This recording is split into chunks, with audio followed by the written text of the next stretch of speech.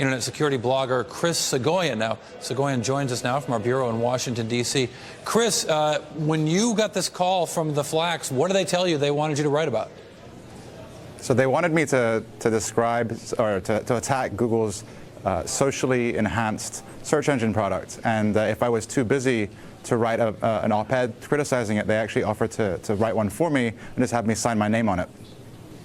They really thought it was okay to tell a journalist, don't worry, I'll write your story for you. No one will know.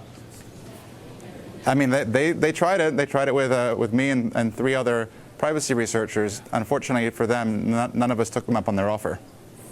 So when did you decide that this was not just worth being ignored, but worth writing about?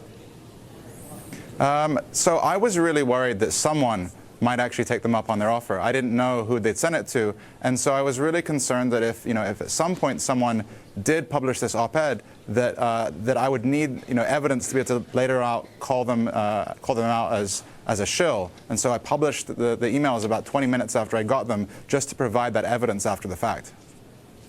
Now, who specifically? We're talking about nameless people, but these aren't nameless people. These are actual people. Who are the guys in D.C. behind this thing? So these are 2 former journalists from a very large PR firm. I think their name is Burson-Marsteller or something along those lines. Burson-Marsteller, yeah. Yes. And are there specific people in D.C. that are, is this, I guess, I have a couple questions about this. One is this standard operating procedure in D.C. where journalists or bloggers or whatever get calls saying, we're going to write fake stories for you, you just put your name on it, we're going to make you famous?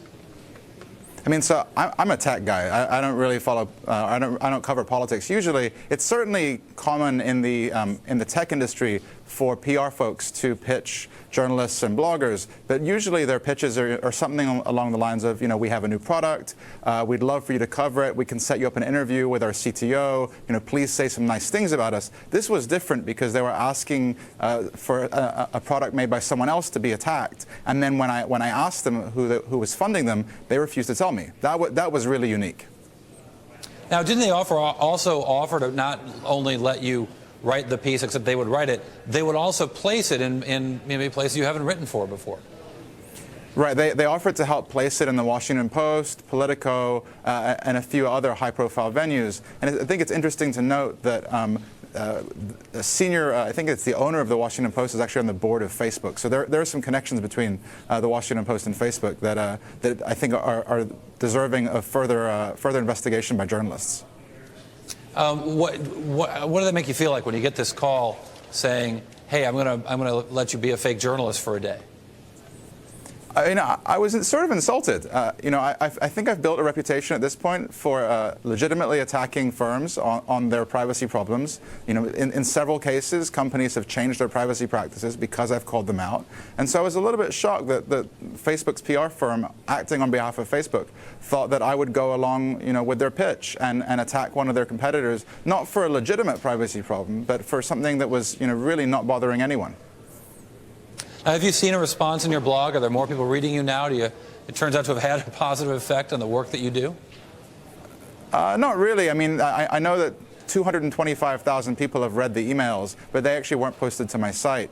The important thing is that I think people are now looking at Facebook sort of with a little bit more skepticism.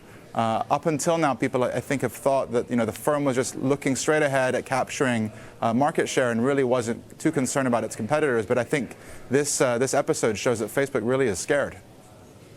Well, Chris Soghoian, we're glad to see ethics at work in the marketplace this last week. Congratulations on your ability to do that good journalism, and thanks for joining us. Thank you.